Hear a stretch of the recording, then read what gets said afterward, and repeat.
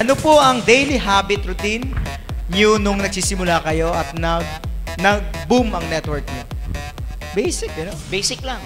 Alam mo, ang habit ko dati, pare-pareho lang naman sagot ng distributor dito eh.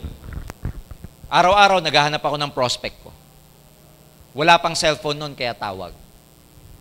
Pag break time ko sa office, working ako eh, 8 to 5. Yung 12 to 1 ko, inuubos ko yun sa kakatawag. Inuubos ko kagad yung lunch ko. Magla-lunch lang ako from 12 to 12:15. 12:15 to 1 o'clock, puro tawag yon para mamayang alas 5, may appointment ako paglabas ko. Daily habit ko, nagpo-prospecting, nagdadala ako nung hindi pa ako marunong mag-OPP. Kaya mo lang naman nagagamit ang office pag hindi ka pa marunong mag-OPP. Pag hindi ka pa marunong mag-present mag-isa, your job is to look for prospects na dadalin mo sa office. Bakit? Hindi ka pa marunong eh. Nakadepend ka lagi sa presentation sa office. Pero pag marunong ka na, kahit di mo nadalhin yung prospect mo sa office, magkita na kayo sa labas, doon mo na kausapin. Yan ang mga daily habits ko. Naghahanap ako ng mga OPP, naghahanap ako ng marirecruit. Ang lamang ko lang siguro na hindi ginagawa ng karamihan, yung gagawin ko bukas, hindi ko ini-schedule bukas. Yung gagawin ko bukas, nakaschedule ngayon o kahapon pa. Correct. Huwag kang gigising na doon mo palang gagawa, doon ka palang, yung re-recruitin mo, within the day mo rin tatawagan. No. Yung recruit ko ngayon, na nadala ko ngayon sa office, kahapon ko pa tinawagan yun. Huwag na huwag mong gagawin na ngayong katatawag, ngayon mo dadalhin. Kasi pag na-Indian ka, zero ka na. Pag na-zero ka, yan ang nagpapatagal sa mga araw mo kung bakit tumatagal ka sa position mo. Zero activity means 0 points. Zero activity means 0 income. Therefore, pag 0 points, 0 income, walang promotion. Don't expect a lot kung wala kang activity every day. Kaya if you're gonna ask me, every day, may activity ako kasi pinaplano ko the day before. So ngayon, halimbawa, gabi ngayon, pinaplano ko na ano gagawin ko bukas. Pagdating bukas, yung plano ko for Sunday, gagawin ko ngayon.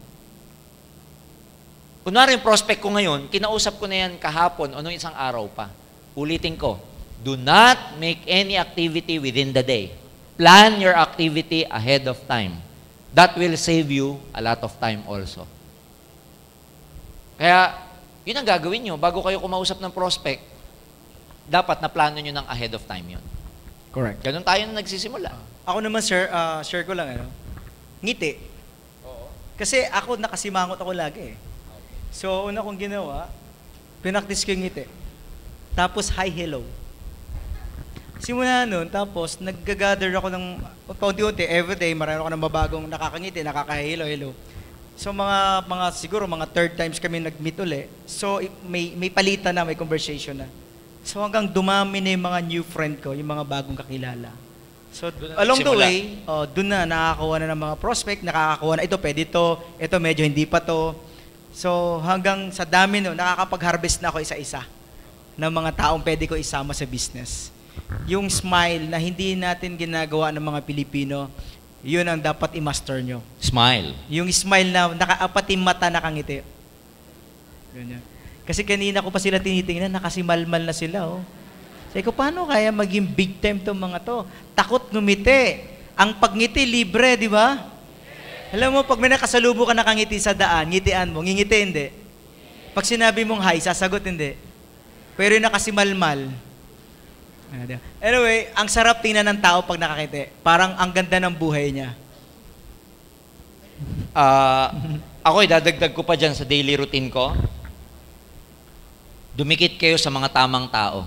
Correct. Daily routine mo, maganda yun. Dikit ka sa tamang tao lagi. Ako ang habit ko nun, Roy, pag pumupunta ako sa office, na Indian ako, wala akong ginagawa, imbis na umuwi ako, doon na lang ako sa office, attend ako ng OPP.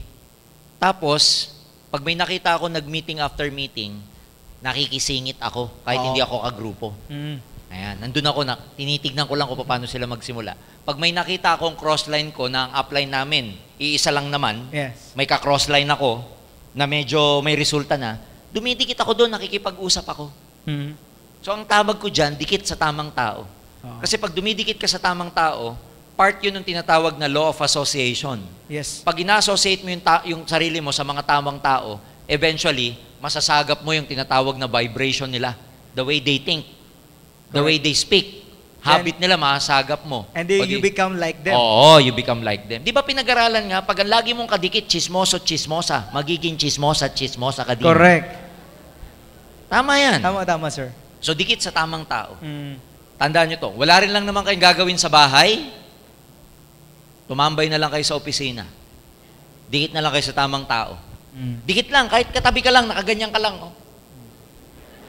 Pag tinanong nung katabi mo, bakit ka ba dumidikit? Sabihin mo, basta.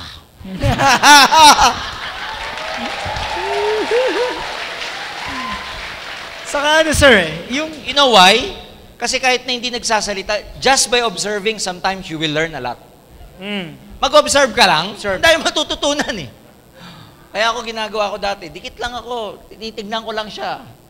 Sabihin ko, ganyan din ang forma ko one day. Ha? Dinidikitan ko lang. Doon, eventually, natutunan ko yung principles of success along the way. Tama. Saka huwag kayong Lone Star Ranger, yung laging mag-isa, no? Oo. Dapat may gagamitin yung law of cooperation. Lagi ka nakipag-cooperate. Cross-line, attend ka. Pag friendly ka, nako, ang dami benefits. Ang napakalaking bagay nung didikit ka lagi sa tamang tao. In fact, starting now, those people that, yung hindi kayo natutulungan sa goal nyo, isang katotohanan sa networking to. Yung mga taong hindi kayo natutulungan, people who keep putting you down, kailangan nyo muna silang layuan. So there are a lot of your friends na kakalimutan nyo muna, pansamantala. Tama. Paano ka makikipagkibigan? Paano ka makikipagkita sa mga barkado na mo lang ibang gawin kundi kantsawan ka? Sige nga, paano ka aangat? Kaya may mga barkada kang ililet go muna, kaibigan kang medyo ililet go muna, especially mga hindi naniniwala sa negosyo mo. Kasi nakakababa ng moral. Balikan mo na lang pagkasanay ka na, pag kaya mong ma-handle yung emotions mo. Pero kung sasabihin nyo sa akin, sir, normal ba yung linalayuan ka ng kaibigan mo? O kaya, normal ba yung lumayo muna ako? Nako, mas abnormal po yung ikaw, kadikit ka lagi ng kaibigan mong hindi naman kayo sinusuportahan. Tama. Layuan mo muna yung non-supportive. All people who are non-supportive of you, believe me, kailangan mo munang i-distance yung sarili mo. Ganun talaga. Tama. Ganun talaga. If you want to get something, you have to give up something. Ganun talaga. Isa yun sa mga tawag natin, Roy, sakripisyo. Sacrifice. Saka I think, sir, ang ano dyan, ang isa, nakita ko dyan, di ba, same feather, Bisaya, no? Same feather, flock together. Same vibration, nagja-drive. Oo. I think nagbago yung vibratory mo, yung vibratory rate mo, yung mga friend mo hindi nagbago. That's why hindi na kayo nagja-drive. Yes. So ngayon, walang masama nangyari sa'yo. Totoo. Ginusto mo lang nagpababago, kaya ka nagbago. Kaya yung nature nyo magkaiba na, kaya hindi na kayo Tutugma. Nag-iba na ang kulay mo. So ngayon, sino may gustong magpabago? Sino gusto magbago? So anong nangyayari, hindi kayo tumutugba dahil yun talaga ang gusto mo. So kahit anong gawin mo, talagang hindi na magkaiba ng language nyo. Magkaiba na ang trip nyo. Magkaiba na, di ba? Siya, ang trip niya, cellphone. Ikaw, kotse. Pagtatawanan ka. Kasi masyado nang malaki yung utak mo, sila na pag-iwanan. So, kaya ang nangyayari, hindi na talaga kayo magtugma. Kaya po walang masamang nangyayari sa'yo. Nagkataon lang, nag-iiba ka na ng vibration. Tumataas na ang frequency mo. Nag-iiba na ang consciousness mo. So, payaman ka na. Ganun talaga eh. Ano gusto nyo? Yan pa yung yun yung, yung sinasabi natin, Roy, na kasi ngayong nag-game global ka, yung level ng awareness mo, nag-iba na. Yes. Nag-iba yung level ng awareness mo eh. Alam nyo, Paul, pag ang caterpillar naging butterfly, yung butterfly, hindi na pwedeng makipagbarkada sa caterpillar. Correct. Okay, nagkapakpak pa siya kung ang barkada niya yung gumagapang din. Yes. In the same way, yung caterpillar, hindi niya na pwede maging barkada yung butterfly kasi malayo na mararating nun. Hindi siya nakakalipad. Oo. It's not that because the butterfly and the caterpillar are bad. No. That doesn't make them a bad person or bad thing or bad insect.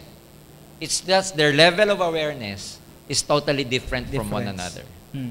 So pag ikaw lumayo sa kaibigan mo, that doesn't make you a bad person. And pag hindi nakasabay yung friend mo, that doesn't make him or her a bad person either. Yes. Nagkataon lang, iba na yung level ng consciousness ninyo. Iba yung gusto nyo. Iba na. Ang mga kaparehas mong level ng consciousness, mga global ambassador, mga MC, Yeah. mga top distributor, mga successful na tao. Oh. Kaya, makikita nyo, mas nag-i-enjoy kayo pag sila kausap nyo. Oo. Pag sila ang pinapakinggan nyo, pag nagsasalita sila, pas parang tanggap ng pagkatao mo.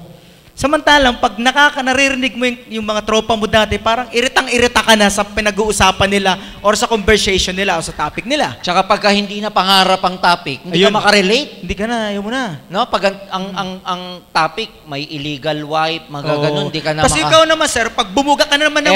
F4, mga ganun ang Oh, topic, F4. hindi ka makasabay, mga till date, ano ba yun? Hindi ko- Please be careful with my heart, Heart. mga ganun. Hindi ka makarelate. Oh. Gusto mo laging dreams, DTC, 1.5, 1.5. Unilevel, Prospect. stair step, upline, Wala. C24, yun ang mga gusto mo eh. Which is yun naman ang ayaw nila. Oh, yun naman ang Oh. ayaw nilang topic. Pag yun naman ang topic mo, sasabihin sa, puro ka nalang networking eh. Puro kami negosyo. Tantana mo nga, gumaganon pa sa'yo. Hmm. Magkaiba na eh. Magkaiba. Magkaiba na. So, hindi sila masama or negative. Hindi. Nagkaiba lang kayo ng, iba na kasi kayong level. Diba? Oo. So, negosyante ka na kasi. On the way ka na sa, Paiba na eh. Oo. sa success. Siya lang, Tama. nakatambay pa. So, iba talaga eh. Tama, di ba? So, gusto niyo pa bang katanungan? Para may kasagutan? Ang gusto nila, no, sir? Oo. Direct to the... Alam mo ba't gusto nila? Tinatamaan sila. Oo. Pag ang isang tao tinatamaan gustong-gusto kasi, ang first step ng transformation, recognition. Magsisimula ka magbago pag na-recognize mo kung ano yung mga mali at pagkukulang mo. Kaya pag tinatamaan ka, good news yan. Okay? Alright.